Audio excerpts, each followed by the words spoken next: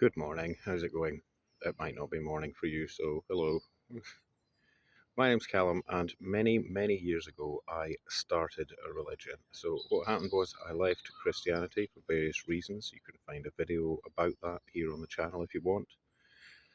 And rather than just become an atheist or go spiritual, I had a good think about it, and I decided that because there were transcendent experiences like I had had in Christianity. I was an evangelical Christian, and I'd had some quite vivid experiences, but I realized that other religions also have those experiences. So my conclusion was, well, in that case, it's all true. Now, even then, I wasn't naive enough to say, right, it's all literally true, as in the gods are all stomping around the planet and we have to watch we don't get stepped on. But over the past, say, 20 years, I've become more and more of a non literalist. And what I found recently was that I just take an evidence based view, and that no longer really leaves any room. I mean, I can still believe that gods exist, but they're a product of the human mind. That much is obvious to me. They can be used as a focal point, like a mantra. They can be used to focus you to do something. They can be used to actualize something into existence. But I don't think any of that's actually supernatural, as in it defies the laws of nature. It's just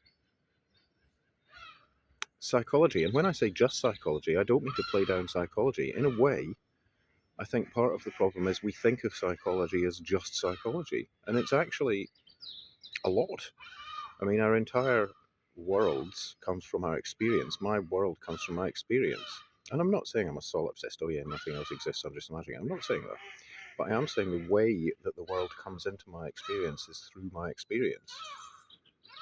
And that's the same for you as well.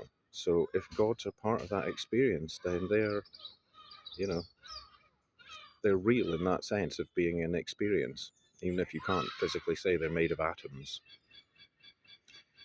But that doesn't mean supernatural. I've come to that belief. I just, every time someone says something supernatural and they try to show evidence of it, it's pitiful, whatever religious tradition they're in.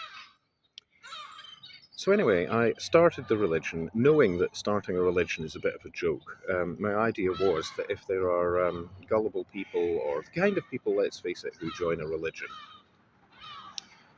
that what I could do is write a rule book telling them to be nice to each other and not to have religious wars and everything. And then after the apocalypse, maybe that's the religious book they'll find, and the people will start a religion of being nice to each other, or continue the religion I started, or whatever. That was my idea. And in a way, it's a joke. You can hear how unrealistic that is, you know? But I still wanted the effect that I caused to be that, holding hands and spreading love and not hating each other and not drawing divisions and hoarding resources and all the things that humans are known for doing and that religions are known for supporting. So anyway, I'm still for that. I still take a live and let live approach. I still believe that we're all basically the same and that we're living in this large, not the same as in you can play down people's differences, but the same as in,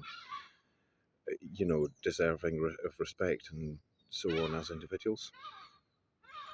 But it's not a religion for me anymore. It's as simple as that.